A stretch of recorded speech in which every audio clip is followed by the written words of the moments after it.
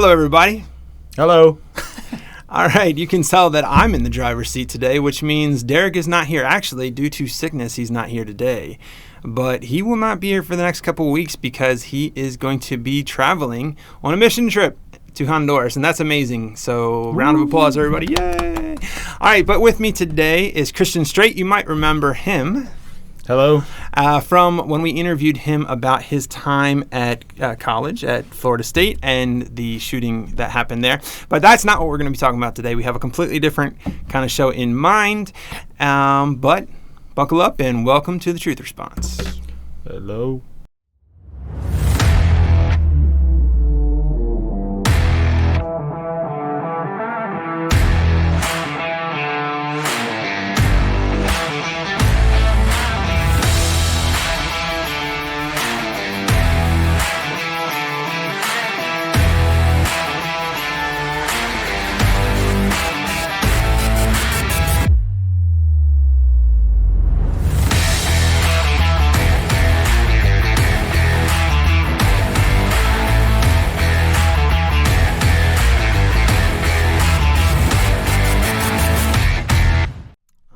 Pray. All right. Father, thank you for today. Thank you for Christian for being on the podcast and for all that tune in to us. Father, help us to be a voice to you and to talk about the things that we're going to talk about, but lead us in all that we do and help us in everything that you do for us to make us better reflections of you. Help us to be your shining light in the world. In Jesus' name, amen. Amen. All right, so what I want to start out today talking about is, you guys might not know this, Christian just put out a book. What's the name of the book? It is called A Strange Measure. A Strange Measure. And what kind of book is it? It is poetry. It's a poetry book. And it is available on Amazon. On Amazon. Hopefully we can attach a link as well to this episode when we post it so that you can know where you can buy this thing. But he's really excited about it. So tell me, Christian, How did, first off, when did you realize that you were like, I think I should write a book? When everything really hit the fan, man. Life was getting stressful and I needed an outlet, truly. And I mean, there was a lot on my heart, and the only way I could get through it was praise in a way, just like, so I started writing poems just about glorifying God, about prayer and how important it is to pray, Nice. So it's like a praise you in this storm kind of thing? Yeah, that's exactly it. how it went. I dig it. That's pretty awesome. So now, when did it hit you that, like, this could be a book? Like, when was that kind of like? I don't really know. I mean, they kept flowing out of me. Like, it's not like I was a thinking kind of thing. It was just, this is what's on my heart. I just have to write this down. And so I just start typing it in my phone every day, and then it started getting lengthy. And then I'm like, oh, well, how long are poetry books? Because I had a Shel Silverstein book that was that was just sitting there.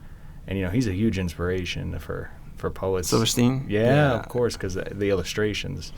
Well, yeah. It's pretty amazing stuff, though. I like a lot of it. Yeah. And so I just kept writing, and I'm like, yeah, well, it got to around 30 pages, and I was like, I'm happy with this. And then it's a book now. All right. So you said it's all based in worship. Right. Okay, so tell me a little about that. So the whole thing rhymes. I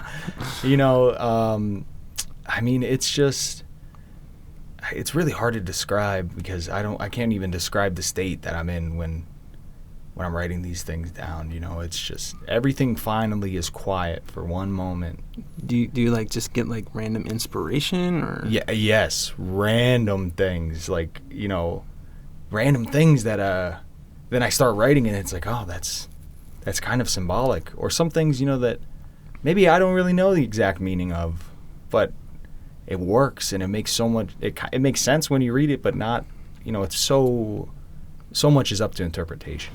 Right on. Does it start with just maybe a couple words? What's up? Is it a phrase that starts it, or just a feeling, or? It's just I don't know. I guess it's a feeling. I'll see, one is called Bees on the Wall. Why is it called Bees on the Wall? Because I saw there's Because you saw bees on the wall. because there's outside of my house one day. There's a hole in my wall right next to my room, and bees are building a nest there, and they're not bothering anybody or whatever. But I just start thinking about bees. Are they getting into my home? You know, and it's just random thoughts that connect somehow, and then it's about protecting the queen and this, that, and the other. You know what I mean? That's pretty cool. So you're a pretty creative person. Yeah. Yeah. Well, I mean, I can relate. So I was always an artist growing up. And I love things that I can see as an art. So, you know, in high school and such like that, I took like every art class that they had. When it came to writing, I loved creative writing. And actually, I was one of those weird students that like was way too into Shakespeare when we got there. It drove my English teachers nuts because honestly, I was not a great English student. I could care less most of the time I was in the class, which was frustrating to the teachers. But when you got on to Shakespeare, I was like straight A student because I loved it, and which was opposite of so many of the other kids. Right. Oh, yeah. But I loved it for, its design. I grew up in Baltimore. We're big Edgar Allan Poe people. Loved his work.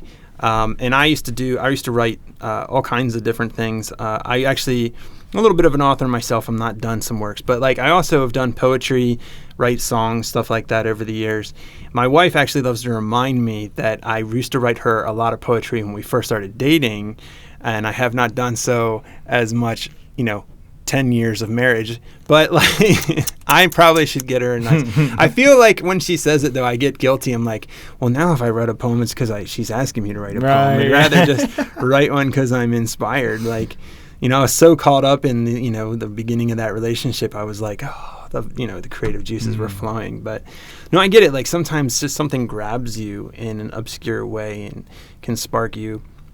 Do you do other kinds of like creative stuff? Do you paint? What do you do? So my first passion and love was acting. I did that for so many years. And so now I'm just exploring different outlets because acting, stage acting especially can take so much time and just dedication, and I'd love to do that again, but however, my slate's filled. It's got to be something accessible, so it's, I get you. I mean, you never know when that might come into play, but you also have you've been exploring a possible pull from God into ministry, which gives you with the ability to be on stage.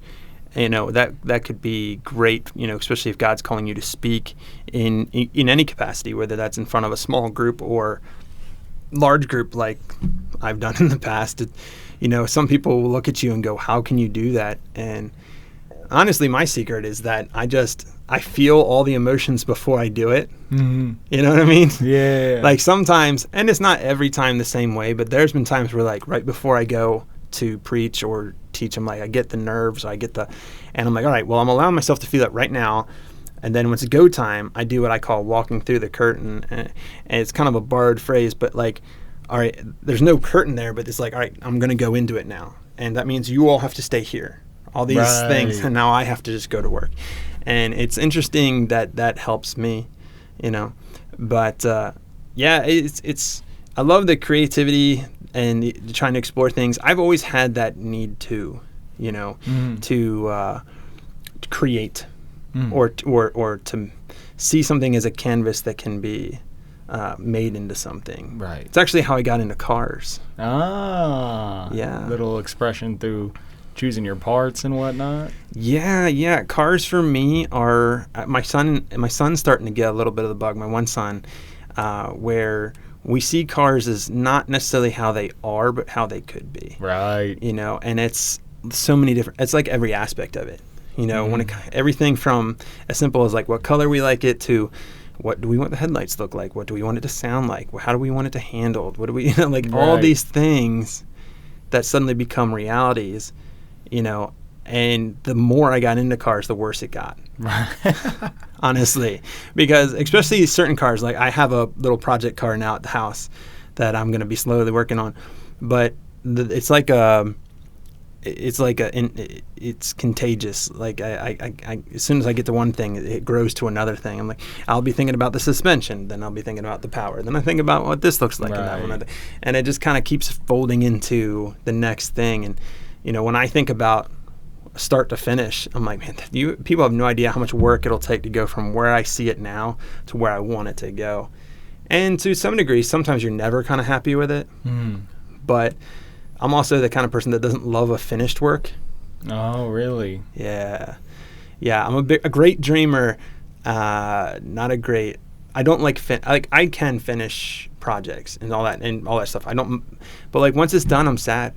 Like I'm the kind of I love a good story, and like I get sucked into movies that I didn't have any intention in watching because like I get into the story and now I want to see where it goes. But the problem is when a TV show or a movie ends, I'm sad. Right. I'm like, well, it's over now, I guess. That was me when I was a little kid with the Harry Potter books, man. I started crying my eyes out when I had finished the last book. Yeah. But from then on, man, I love finishing a project and just starting the next one. So that's where we differ. Yeah. I'll start a second project in the middle of the first, and then. Yeah. Well, there's something that I guess is intriguing about something that's not finished is that there's still the work to be done. Whereas when it's done, see, the problem is like for me, like I also paint, and when I have a painting done, the first thing I'm going to do is now I'm sad that I'm done, and I'm trying to convince myself there's more to do when I know there's not, and then I'll just critique it. Well, I didn't layer this, layer that, Oh, I see. Hard on myself that way. Yeah, that's tough. Yeah, and then it's like, well, I got to do better next time, which means there has to be a next time. That's the only time I find joy. It's like, well, there's a next project. Right. As long as it hits my like baseline of work, I'll hit a nice, good enough, and then I'll move on. You know what I mean? It's just so odd how different. Yeah, and then like I actually enjoy putting things together too. So, I don't know. My mind loves to just see how things are supposed to be. So even like I made a joke about IKEA furniture in a sermon recently, but like I actually enjoy doing that, putting furniture together. Yeah, me too. Like it's like strangely thrilling to see it all come together. But then once I'm done, I'm like, well, yeah. Is there anything else to put together? See, I'm so different in that respect because the best part is always when I'm finished and it's nice and set up, but it's like a stress-induced fever dream in the midst of doing this stuff. I'm just like, hand me this. Come on, let's go. Let's get it done. But then the one moment it's finished, I'm like, oh my gosh, look at it. It's beautiful. Worth every second. I wish I was like that maybe to where, no, maybe not. I mean, I have a strange calm focus when I'm in mid-project, especially when I know what I'm doing. Like, when I'm outside of my normal element, I get a little stressed.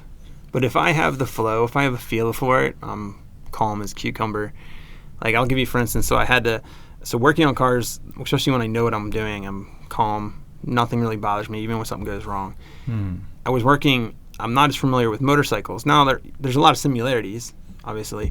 But I was working on a motorcycle with a buddy of mine recently, and like I felt stressed out about it because it wasn't something I knew, and like he had the knowledge, but I didn't have the knowledge, and so I was like right. He's like, why do you get so like stressed? I'm like, I don't know. I'm like, it's just if I was doing the same thing on a car, I'd probably be fine, but because it's on this and I don't know it, I'm like stressing out. That makes sense.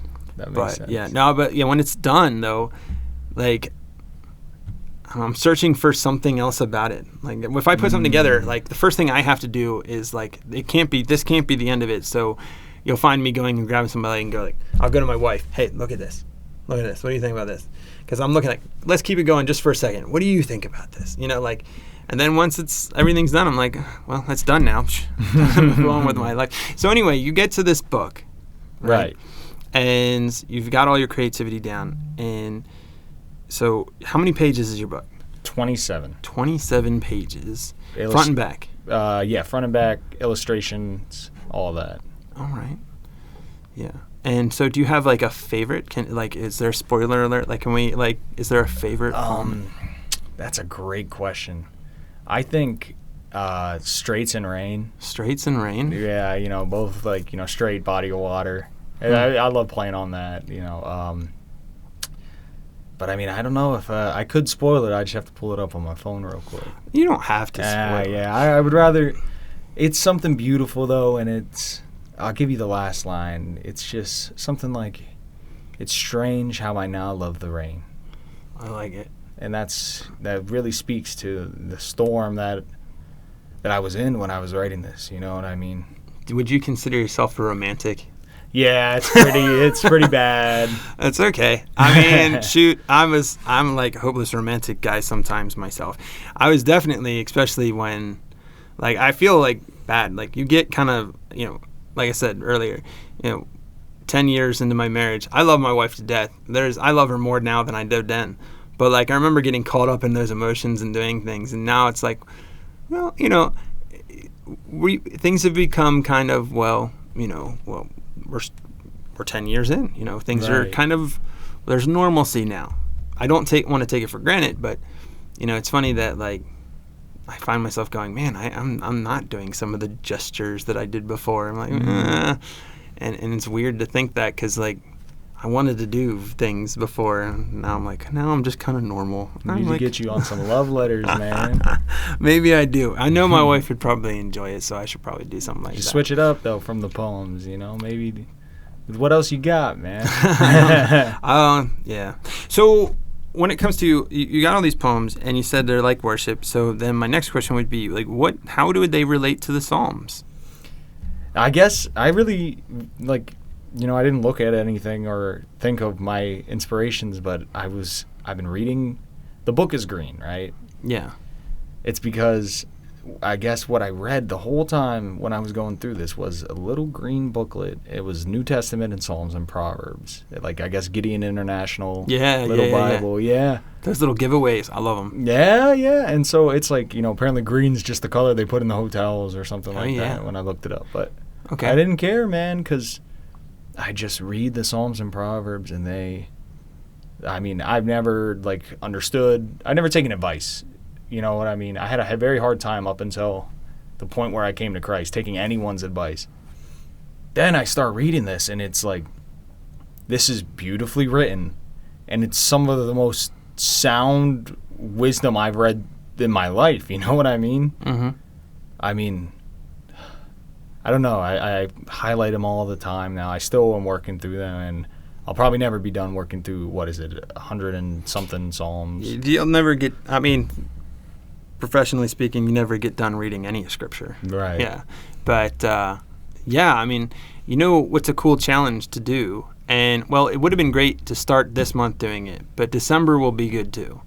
Technically you can do it at any month, but the reason I say those months is because a month with 31 days, there's 31 chapters in Proverbs, right? And so you read a chapter a day for that month. Now, there are some that say you could do that every month, and you can. You just, maybe hurry up the last couple of chapters or combine. But, like, it is kind of neat to go through one chapter of wisdom, so to speak, a day, and see that, and see how it plays out in your life. When I was doing that, oftentimes, I tell people, and I need to do more of this myself sometimes, but go to God ahead of time. Be like, God, the things I'm reading, help this become real in my life. Help me to instill this in my life and into my heart. And it's amazing to see, what He'll do with that, where you'll see them come into play, especially when it comes to, like, Proverbs is amazing when you see it say something about how to live life or how not to be, and then you see something in real life, and you're like, oh man, look at that, it's like right on display.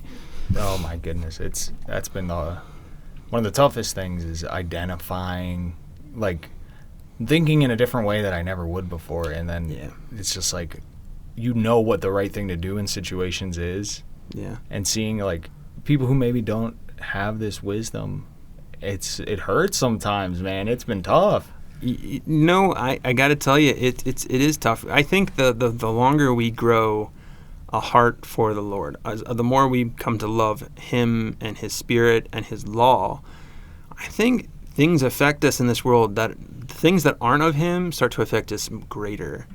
Like, I have this tremendous sorrow for people who just reject Jesus, who just won't let Him in, like, and don't want. it burdens me in a weird way. Like even reading Revelation, and in Revelation, we know that there's going to be a time where people know flat out, God's there, and they're going to still reject him, and that hurts. Right. It's like, how can you stand in the face? Like now people would say, well, how can you stand in the face of the evidence or, the reasoning or what, there's plenty of that stuff that backs up apologetically, Christianity. Mm-hmm. Yet, people are willing to just reject it flat out ahead of time, even like, and it's everything. It's not just scientists, because some people like to pick on scientists that want naturalistic explanations of things. They're an easy target because they purposely will cut off their nose if it means that they can avoid talking about creation or creator or anything like that. But so that they make themselves. But there's plenty of that just want to live their lives the way they want to. They want to be their own God. They want to do those things. And because of that, like, they just won't accept any responsibility to anyone else, and especially a creator. And it hurts to see people that are just like, no, I can't, for whatever reasons. And I don't know, maybe that's the pastor in me that just aches for for people. But like, these are things like you see, and when you come to understand this is how life should be lived, this is how God wants it, and you start to love that he designed things certain ways, I think you start to ache a bit when you see people that aren't on board. Yeah, it's just people, a lot of times people choosing misery and they don't realize that that's the choice they're making. Yeah, that's good. I like that. They're choosing misery. It sucks. It does. Because they just come and they're still so upset, and it's like, the solution has been here the whole time, and you're still hurting, and people, what's been a big frustration for me is that a tool will break, right? And they replace it with the exact same thing. Instead of, there are better things out there. You don't have to keep buying the same thing over and over again. And, I'm not necessarily talking about tools here, but yeah, they try to fill holes with the exact same things over and over Something again. That's going to fail again. Exactly. Yeah, I get where you're at there. So, talking about this experience and watching how people experience things, what do you kind of hope when it comes to people who experience your book? Because, that's what poetry book is supposed to be, right? Right. And you want people to kind of meet you. So what's the hope there? My hope is that it gets people into a better prayer life.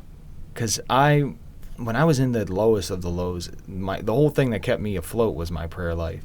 Praying nonstop whenever I was alone because it hurt so bad, And so this whole thing is just acknowledging the Lord as best you can and praying.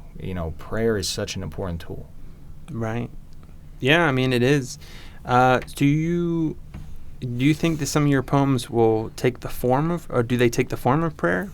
They could. Definitely certain parts of it, but not the whole thing. Not the whole thing, yes. And, some of it is just me flat out speaking to the reader in like a meta way, but it's, it's... All right. It's odd. It's strange. I like odd and strange. So. Yep. And that's, the whole thing is a little strange. It's just called the strange measure for a very good reason. I like it. So, all right. Cool. Now, you have... Okay, well, first, before we get to that, so it's on Amazon. Yep. What is it currently going for on Amazon? It is $9.99 for the paperback. That is not a bad price. All right. And $6.99 for, you can just get the ebook and start reading it right there. Right, yeah. right. I love that feature. Oh, yeah. Feature. Although I will say, I find myself liking having the book actually in my hands. The smell, man. Well, it's not just the smell. Like, there's something that doesn't replace the experience. I started getting into ebooks, years ago, and I thought, oh, this is great because of this feature or that feature, or being able to search things up. Especially when I was in like college or seminary, master's level classes, and you're like, I gotta find this as quickly as possible. The workload is tremendous. But anyway, it's not the point. Point being is that like I love some of the features, but when it came down to reading just for fun, I missed having the book and turning the pages and being able to mark my spot and go back easily, and kind of it is different. Especially when it comes to scripture. Man, a Bible in my hands, I love so much more. I don't know what it is. Oh yeah. Honestly, do you think the same? Yeah, I enjoy. The thing is then I start to mark it up to the point where I can barely open this freaking thing without ripping off the sticky notes and all that. So the phone, that's where it's been useful, at least for the Bible in particular. All right. Yeah, I can say like so. And I got into. I mean, I would read scripture on my phone. Mm-hmm. You know, it's in the travel version, so to speak.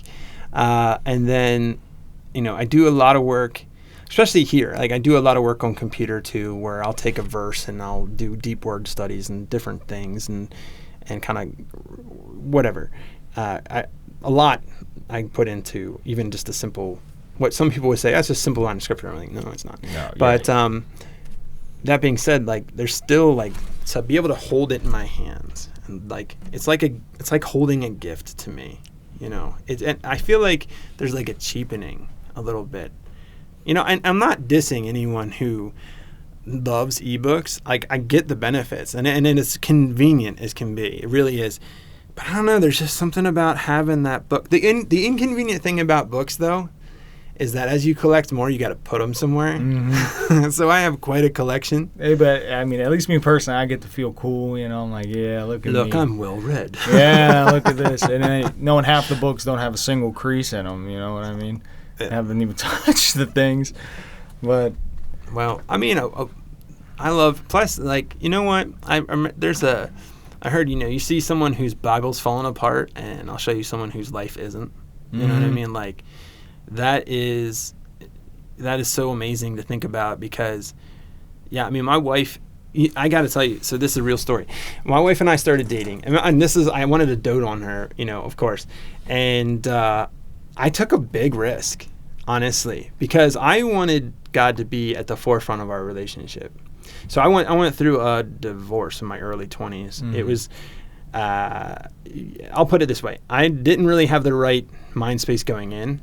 Mm-hmm. And things didn't work out, and then it was like, what was that all about? That is like putting it in the smallest abbreviated nutshell without so much detail. But one of the things I knew though about that marriage is that God wasn't in it. It really wasn't. We were unequally yoked, and so I knew that if I was going to do that again, I wanted God to be in it. I wanted to know that this was blessed by Him, and that I didn't want to do it without Him. So.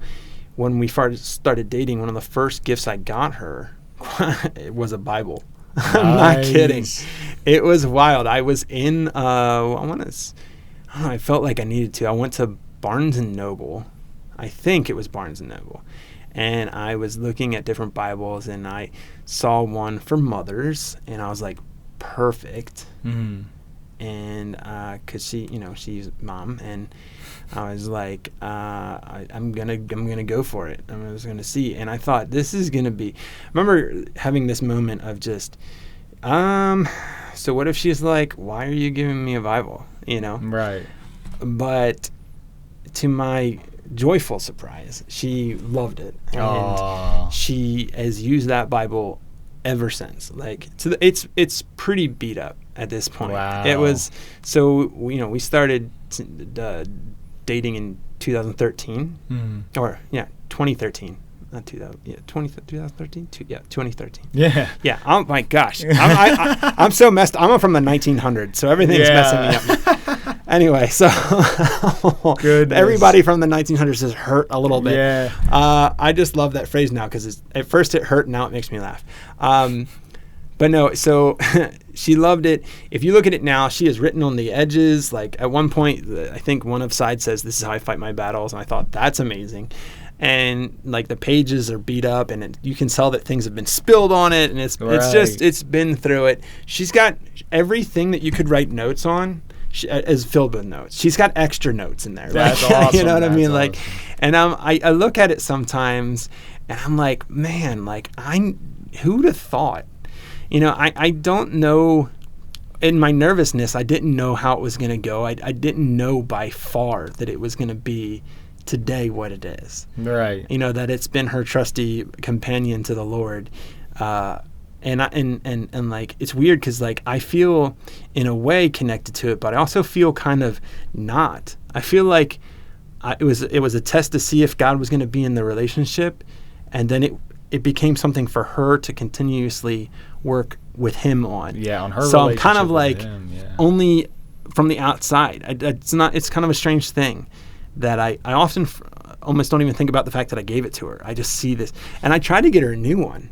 I did. And she said no? No, well, at one point she let me do it, and then she hasn't used it. Wow, that's how it goes. That's how it goes. That Bible has been with her. So, yeah. Anyway, having something in your hands. So, I would assume, like, I mean, obviously you make maybe a little bit more if they get a hard copy. I mean, a soft copy, right, as compared to. But, I think, if you're going to order it, best way to get poetry, especially if you want to write notes. Oh, yeah. Yeah. And that's highlight. I don't really draw, and everyone around me tells me that I'm a good artist. I really don't enjoy the process. I don't. You don't enjoy I don't. I get, I was just saying earlier, I like finished products. I really dislike drawing because I get my hands all dirty. My hands hurt. I'm just like, what did I just do? And I get so frustrated throughout, like, this line looks awful, this, that, and I guess I just don't want to practice. But I drew sketches for the whole book. That's cool. And it's like, the sort where it's like some of them bleed from one page to the other. Some of them have a few here. And, like I said, Shel Silverstein's, particularly Falling Up, is some poetry that inspired just the way I even framed the book. Yeah, I mean with the illustrations as well. I was thinking about her and like Where the Sidewalk Ends and such like that. Like those were, I think I have 3 of her works at home. I have Falling Up, I've got Where the Sidewalk Ends, and I got another one. Which was the other one I have? Can't remember. I'll go home and I'll see it and I'll kick myself later. Anyway, yeah. So that's really cool. So what's next? I already started writing more poetry. Really? We're gonna have volume 2? Well, I don't know. It's I'm writing about like parallels almost, and I'm inspired by an old book that really was cool in college. It was like biblical parallels, and they look at Matthew, Mark, Luke, and John, and you're looking through, seeing which sections of scripture are included, what's not, in the synoptics. Yeah, and so I'm thinking about parallels, and I'm thinking about.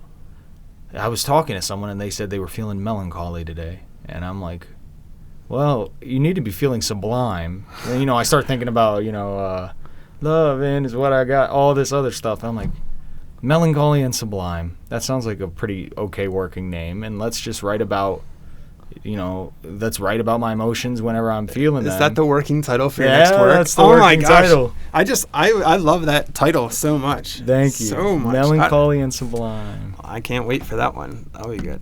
So, awesome. So, I mean, you said you're already at work. Yeah. Man, I love that. You already got one out, and now you're getting another one out soon? I can't help it, man. I got to do something with That's cool. my expression, I just, in college, man, I lacked it, and I was doing so much self-destructive, just silly things, and then I get back to expressing myself in some way, shape, or form through, artistic expression, and I feel fine again. Things aren't as up, down, and sideways all the time. Have you ever considered that God purposely designed you to be creative, to bring like creativity into the world? I guess not phrased like that. I've always just thought, well, I have to do something. I guess not really then. Well, I mean, you got a couple books. Right. You never know what kind of impact they could make, and like we've talked about, you have been feeling the ministry call. Creativity is a big part of ministry, because we're always trying to figure out a new way or a different way. Not because the old ways are different. We're trying to find ways to help people understand, and help it stick and help them remember. And so that creativity is a huge part of that, So, for instance, whether it's a sermon, like when Nick or I work on making a sermon or trying to outline one or whatever it is, we're often thinking about what is it we want them to leave with? How can we creatively get them to understand or get it? I I'll tell you what, one of the greatest compliments I get no matter when God has used me, is when someone's like, I get it.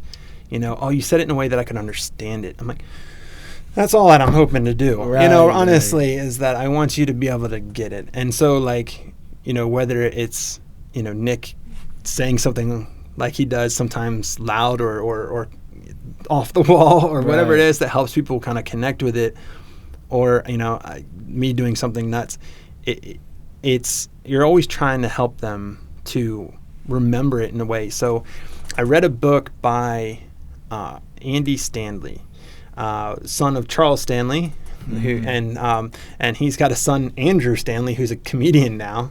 I think it's amazing. A bunch of speakers, and God's going to use each one of them in different ways.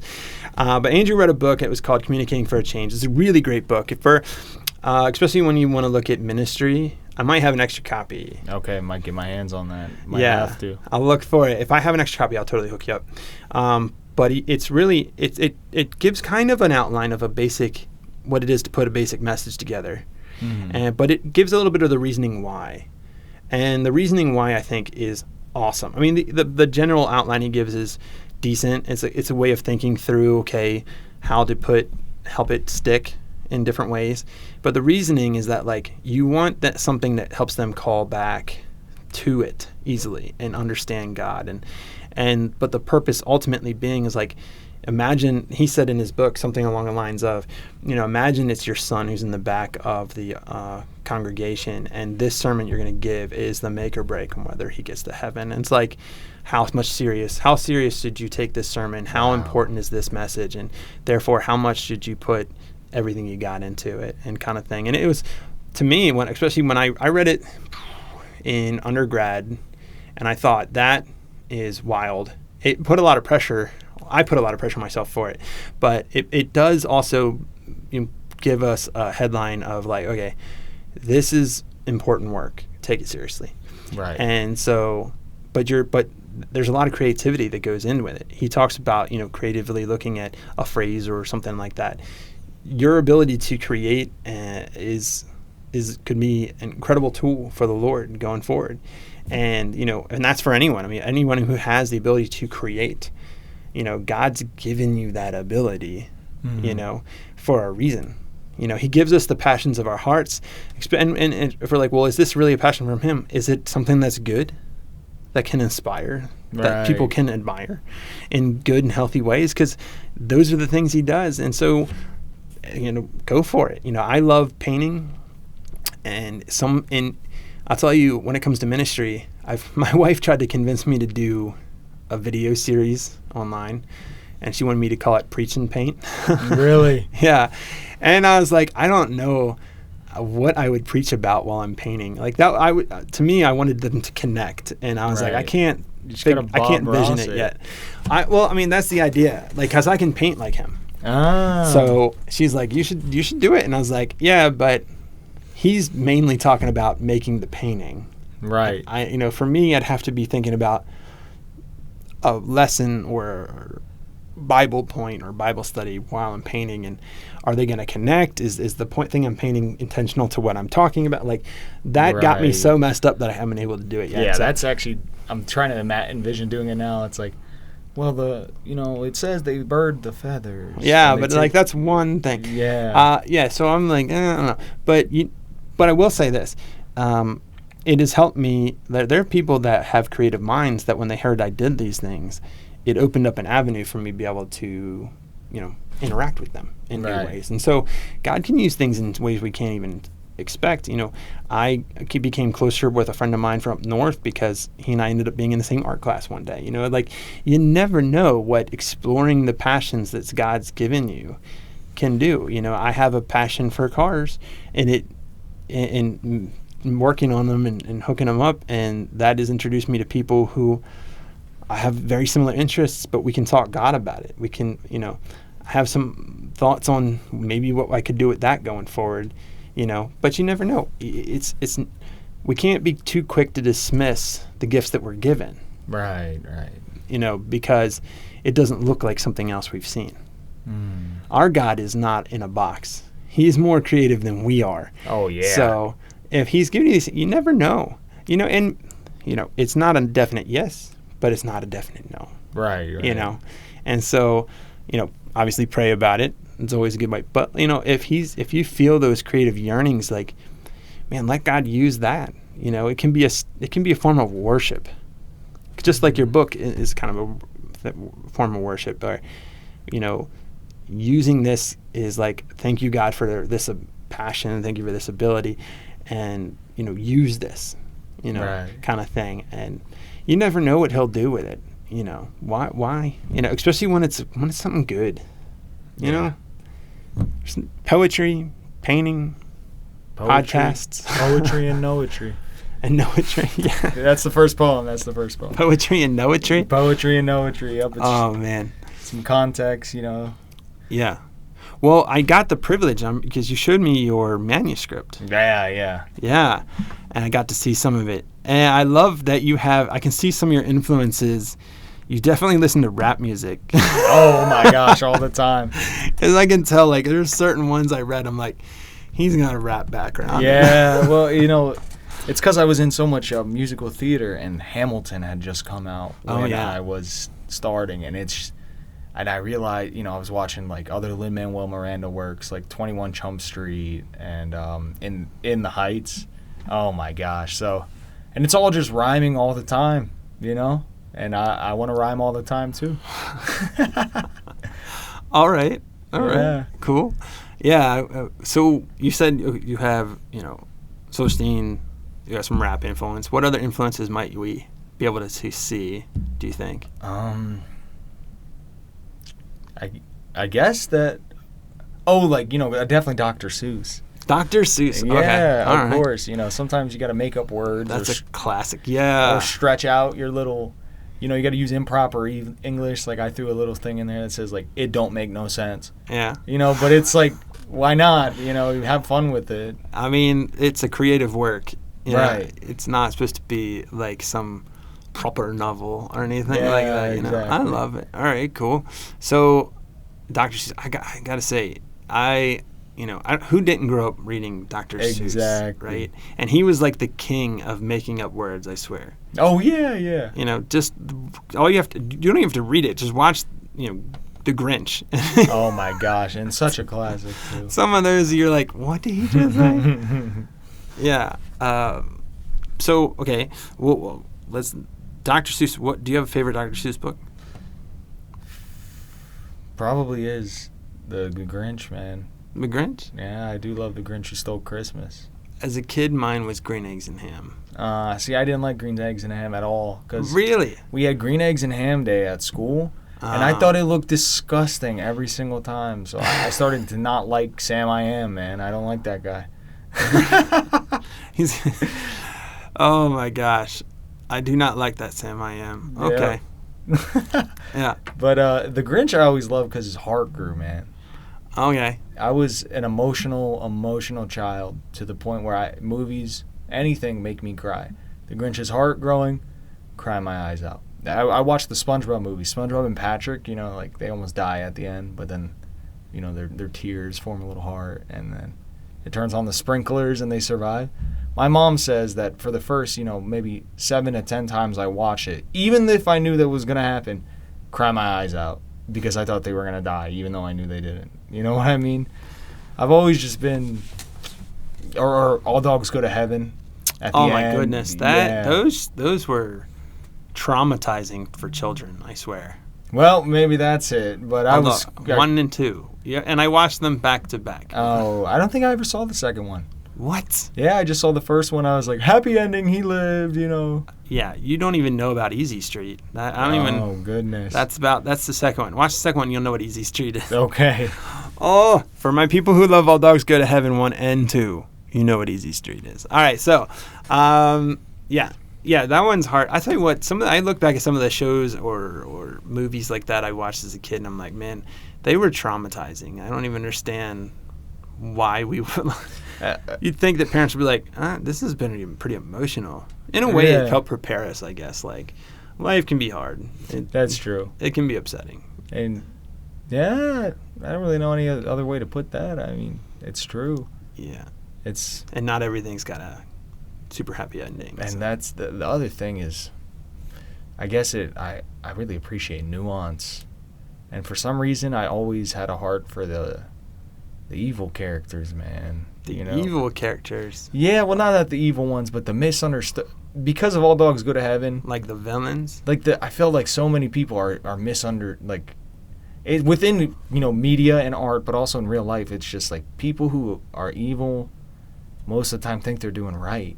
Or they think they have a side too, Not a lot of people do evil for the sake of doing evil. You know what I mean? Yeah, I do. Actually, that's a really good thing to think about. Try to see the good in all people. It's amazing quality to have, whether we realize it or not. Because ultimately, when we look at everyone around us, even those who have done us wrong or that we perceive as doing evil in the world, the Bible teaches us not to look at them. It's to look at what's behind them. The thing that's driving them there. Exactly. Yeah. What was interesting, so I've brought this up in different platforms before, and I'm not saying it's a perfect movie or book. They're not perfect. So those who like to pick on it, don't come at me. But The Shack. Have you seen The Shack? No, I haven't. So I read the book first, and I watched the movie. And the movie, for those who don't like reading books, the movie has this scene where the guy is trying to judge someone who's done something bad to him and his family. And he's trying to condemn him. And God basically points out like a little bit about how that guy got there. That God sees everything else. And I think that's pretty amazing. I mean, we tend to look at things through singular perspectives all the time. And then God's like, well, I know every perspective. I know how he saw it. I know how you saw it. I know the real truth. Because that's like any situation that happens, there's always three versions, right? There's like what that person said, and what actually happened. Right, of course. Well, he knows all of that. And it's interesting to see that play out. I mean, but that's kind of like, what you're trying to get over. I guess maybe in your book, you're giving a new perspective in some of your words. Yeah. Giving some thought-provoking things, some feeling-provoking things.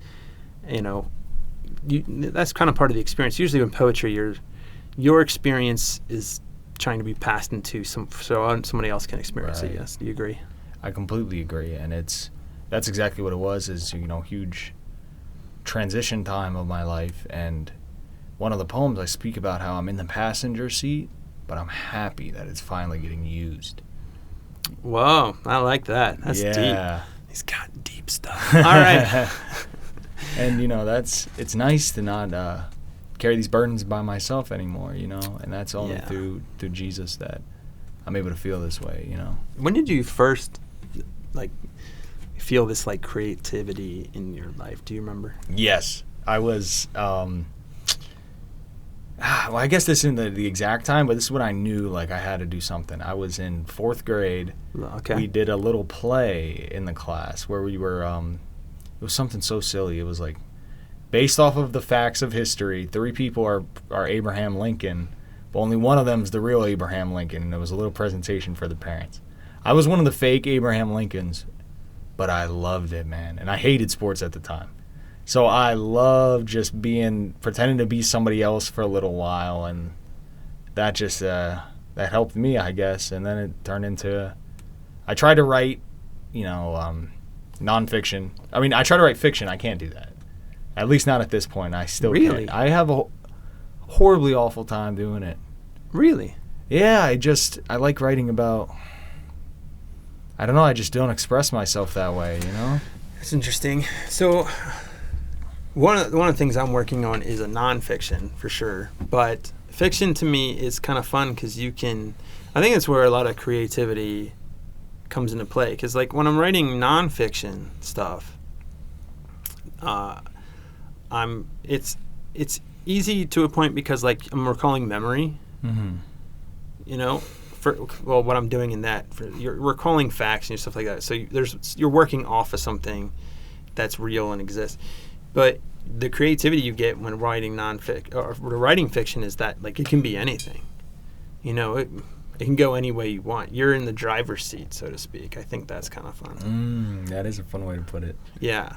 It's like, well, the story's going to go this way now. Or this is this character. This is exactly who they're going to be, and this is going to be their character arc. And I have a lore problem. A lore problem. Lore, L-O-R-E, because in anything I interact with, video games, any piece of media, I want to know if they actually built the whole storyline. And it's always been this way. I'll be playing Skyrim, right? You know Skyrim, right? I'm familiar. They have very diverse religious systems in it. Yeah. And I'm 13 trying my hardest to learn the very background and foundation of the religious systems in a completely fictional world, and learning who interacts with, this person's going to this shrine on this day, and things like that. And so because... Is that me? Uh-oh. Is that your phone? Yeah, sorry. But because I want to know so much, whenever I would create fiction, it's like, well, I don't have all this set up. How am I going to write if I can't even... Why is my character here in the first place? And I want to get deep into it, Oh, okay. Well, I usually I like to play the part, so I'll put myself in that role, or emotionally, I'll put that. So this person is this way because of this and that, and I think about the kind of things that might have molded them and shaped them into that person, and what drives them, and where their ultimate ambition is, and stuff like that. And that's how I think about, well, then this is how that person makes decisions. And are they analytical? Are they reactive? What is... So, those kinds of things. Anyway, one of these days I got to get some of these things out. I admire you because you've actually put a book out there. Whereas I need to finish some of the stuff that I've been working on. It's our... it goes back to what we said at the beginning, man. It's our viewpoints, Yeah, I like that, though, because... to be able to put a different perspective out there, unique, or whether it's, so one is about, the one I'm working on is a perspective in how I got to where I was in faith, is really what the book's about that I've been writing. And it's from the person of like, now that I'm here, let's take a look back and see how God brought me here. And it was kind of neat to look in the rearview mirror and see how terrible I did at times, and how, but so that's fun. But when I'm doing creative, it's like, well, what's fun about that is you get to put a bit of yourself in there that people wouldn't normally see. So for instance, if you really want to talk, if you do a book that has romance in it, people will see how you view romance. Right. A bit of how you view romance, or what you yearn for in it, is going to come out in the book. Or how you view love. If you are doing adventure, you're going to see how you view adventure. All these kinds of things. I read a book. I'm trying to remember the name. It's pretty good, though. I want to say... I can't remember it. But the idea of it is... it was different ways of trying to approach God through different scenarios. Time of being quiet, time of being outside, a time of being inside, and like different ways of going to experience Him in a spiritual way. And it was cool to go through those exercises and see different ways of doing it and experiencing something. And sometimes I think that's what literature can do for us, is help us to experience what we normally wouldn't. I mean, I'm the same way. I like video games. And I like role-playing video games. Yeah, me too. Those are my favorite. Like, I've played other ones. My boys are really into, like, especially my one son, he's really into, like, looter-shooter type things where he, gets put in with a team and they have to go. And I can't do it anymore, man. After Destiny, I was big into that one. I could play a little bit, but those get worn out. I'm done. Like, I don't want to compete with other people online. I want to escape into a world that doesn't, so...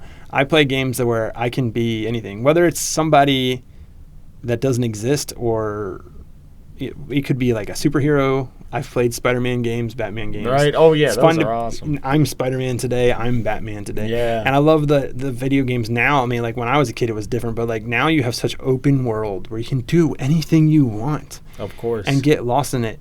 There was a game, one of my favorite games of all time. came out in 2013. It was Assassin's Creed Black Flag. Oh, that's... And first off, that's an amazing video game series. A little violent for the kids, but it's what was really cool is that you get to play this guy who's not only like trying to take out assassin missions, but he's also a pirate. So you get to like build a pirate ship and, you know, go out and rule the seas and travel around the Caribbean. And like I could go on there and just get lost doing whatever I felt like doing for hours. Mm-hmm. And it, to me, like being able to escape into a new world like that. And would you say that's what writing is like? Your fictions? Yeah, exactly. It's creating a person. My wife and I actually have an idea for one together. We were driving down the road one day, and I can't remember what sparked the conversation, but I do know that within about an hour, we had outlined an entire book that could also be a movie. It's an amazing book. And we talked about characters, how they develop, what happens, the problem in the beginning, and how the adventure takes place. It's actually kind of a romantic book, but not in a weird way. But right. That's awesome. And I really enjoyed kind of outlining that with her. And then, you know, it's one of those things like she and I usually have way too many projects on the table. You know, she is been growing her, so she's like in the medicine field. She's a holistic she's actually going to be a holistic doctor. That's awesome. So she's a naturalist and nutritionist and all these things, and she's been growing her membership and all that stuff into that. And it's really awesome. Like, my wife is brilliant, and I married a brilliant woman on purpose because I like people who stimulate my mind. Right. And I didn't want to be married to someone that did not. So, but she, I mean, let's just be real. She does. But she also has these other things. She has a devotional that she was writing at one point that she's like, I got to finish doing this. And then it's funny because we'll talk to each other about that. Like, well, there's this project and there's that project. And there's that thing we talked about doing together. And then there's this like right. Okay. And you're like, where do we find the time? You know, as busy as we are right now, because we have 5 kids and, we're running in all different directions at all times. I can't even imagine. Oh, my goodness. Oh, man. But one of these days, hopefully we'll start putting these things out there. And, I like, in a way, like, I'm looking up to you, right? I know that you're younger than me, but I'm kind of looking up to you right now because you actually put it out there. Thank you. I literally sat there and said, "Is it done?" Okay, it's done. It's done. And and now you're both literally and physically and figuratively turning the page. Yep. And you're working on work number 2. Yep. And it could be like not necessarily a continuance, but like a series of different works. Yeah, exactly. Kind of like Where the Sidewalk Ends and Falling Up. Yes, kind of different. I love it. One day we'll have the Christian Strait box set. Oh Lord, let's hope. No pressure. No pressure. That could be a lot of fun, So, your audience? That's one of the things I need to. I wanted to touch base on before we wrap up. Like, who do you see as your audience? Is it a general audience? Is it more of a mature audience? Is it what kind of, who are you shooting for here? It's a general audience. I'd say, what age do you think, you'd give a Bible to a kid and not have, like, you just let them have it but work with it? Middle school, absolutely. Yeah. I mean, elementary school, I was reading Bibles in elementary school, so but not every kid's going to want to go to that kind of literature. Mm-hmm.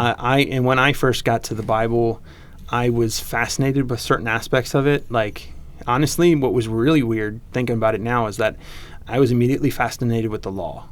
Right. What we call the Torah. The first 5 books of the Bible were some of the most fascinating parts of the Bible to me, because I was like, this is what God says. And I started looking at the law like, oh, he says to live this way and not do this, but do this. And like, okay. And I started taking what God said seriously in that aspect, which was a strange thing for a kid to do of that age. I was as early as I could start to understand the words, I was fascinated with what God had to say on things, which is really strange to think about now, considering that I had a little falling away period. But I was really fascinated in that. And then I got into Proverbs was the next thing. It's so odd because mine is the exact same way. It was not.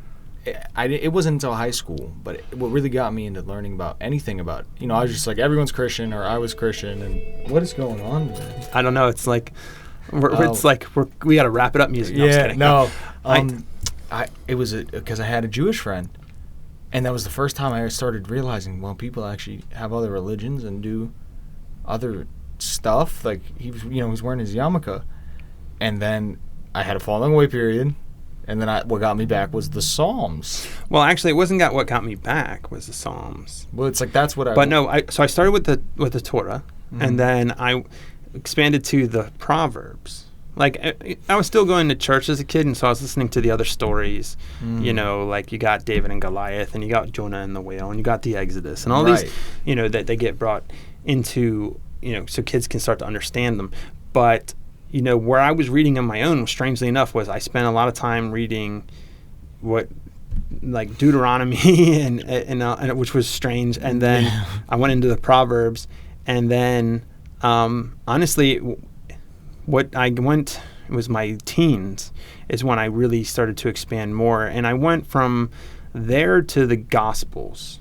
And I was like, all right, these are cool. And I started reading different stories in the Gospels and of what happened. Then I jumped.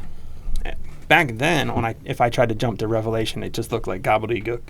But I didn't understand anything. Right. Now I love the Book of Revelation, and I'll talk about it with anyone. But I have a perspective that not everybody agrees with. But anyway, James. I was reading James. I'm not even sure how I got there, but in my about mid-teens, I was reading the book of James, and I was in chapter 3, and chapter 3 starts out, and I think the NIV that I was reading back then, nice. I think it was worded, not all should become teachers because they'll be judged more harshly. I think it used the word harshly, and it scared me in a way that I couldn't fully put into words. And I had an amazing, looking back in it now, an amazing moment of turmoil. I felt like God was pulling me in one direction, but I suddenly knew I so missed the mark. And that problem led me to go, all right, I got to push back against this. I can't do that. Right. And that's actually what led me into it wasn't necessarily pulling away from God, although part of it kind of happened. I started not living, I spent a couple years not living for God at all. It wasn't that I was rejecting him, so to speak, and some people could say it that way in a technical basis, but it wasn't like I was trying to outwardly not be religious. It wasn't like I was trying to outwardly reject God or the Bible. But I was trying not to be involved in church because I felt like if I got involved in church, they're going to try to make me do something, and I can't be a leader. I can't be a teacher. Really? Yeah. And so I just pushed against the church completely, and that led me to not really put him in focus of my life the way it could have. And so that kind of led to the darkest time of my life because, I was just living for me. Yeah. And I look back and I'm like, man, you really were, I don't like who I was then compared to when he finally was like, all right, it's time. Yep. Wrap up the fun, what your fun stuff was. Well, it wasn't even that. It was more like you're forgetting something. So, and that's a much bigger story. Right. It'll be in the book. So, yes, sir. But no, so, all right. It's amazing what can happen when we go to read the books like that and how that can affect you. Hopefully, your readers, I hope that you get a tremendous amount of them. Right. It looks, I said, I got to see, I don't want to give anything away. I got to see the manuscript. You got some really cool stuff in there. I got to read some of it, and I'm excited about it. And it's for everyone. Yes, I put 13 and up because I used the word whore. That's probably good. All right, there. Yeah, there we go. And then, and it's $9.99 for the paper, which is the best, of course. And then you got the ebook for, was it $6.99? $6.99. And Amazon. And the name of it is, again, A Strange Measure. A Strange Measure by Christian Strait. Did you use your regular name, right? Yeah. Okay. I think I was blessed with two. I love that name, Christian Strait. It's a good name. Yeah. I actually considered when I go to publish, I'm like, should I use my name or a pen name? Because I know a lot of people do use pen names, but my last name gets mispronounced so much. But it looks so good on paper. It looks good. It looks. But they don't know how to pronounce. It's 4 letters, but it's never mind. It's ESER, which is Ezer, which actually is a derivative from Ezer in the Bible, which means helper. Right. But people try to add another S and make it Esser all the time. Mm-hmm. Or they make something crazy happen with it, and I don't even understand how they do it. Right. And so it's one S, and when you have one consonant, then it's a long vowel, Ezer. So anyway, and it's Christian Strait with no GH. This is a guy that did not like English class, and I just gave an English lesson. But no, yeah. So I was on the fence. We'll see what happens. But no, I'm excited for it. The new book's out, Amazon. Check it out if you are into poetry or you know someone that is. Maybe it'll be a good holiday gift coming up. There you go. If you know someone that loves poetry, that could be a great stocking stuffer. Yeah. I say it with a laugh, but that could be awesome. Yeah. And if you have any questions, reach out. The man is in church all the time. Send us some questions. We'll send it to him. Maybe we'll get him back on the show and be able to answer some of that. That would be awesome. Keep your eye out for Matt Easer's releases We'll soon. see. One day. I got to finish it. I actually talked to an author recently within the past year and talking about some of his stuff. And he told me he's like, look, man, these are the ways to go about it. And he was kind of excited about what I told him, and we'll see. Well, That's let's awesome. see. I got to make the time. I got to finish it. So, all right. Thank you so much for tuning in. I know it's been a little different today. We got to talk about the book and kind of go on our own little rabbit holes in different ways. And hopefully you enjoyed that. Next couple of weeks, I'm not even sure who my guests are going to be yet, but it'll be me at the captain's seat again. So tune in for that. Go ahead and like and subscribe. Send in any questions you have. Or if you have something like, hey, I'd love for you to talk about this in an episode, that's what Derek and I would love to hear from you, because we are a creative bunch, but sometimes it helps. So send that in. Don't forget that we're trying to get to 100 subscribers on YouTube. So share, and let's try to help this thing grow. Next year, we want to throw our big party for a certain episode that's coming, and we want that to be part of that celebration. And then, of course, we have our Patreon, which is just the Truth Response on there. You can subscribe there, and there's different levels. And I think that's about it for today. So, yes, thank you to the Truth Response for having me yet again. Thank you, man. It's great. It's awesome to be here, as always. Thank you, guys, and God bless. God bless. Hey, thanks for joining us. Make sure to subscribe and give us a like on iTunes and Spotify so that you will never miss a show. And while you're at it, check out our Facebook and Instagram pages and make sure you tell your friends about this show. You don't want them to miss out on the truth, because we are all about the truth here. Thanks for joining us this week, and God bless.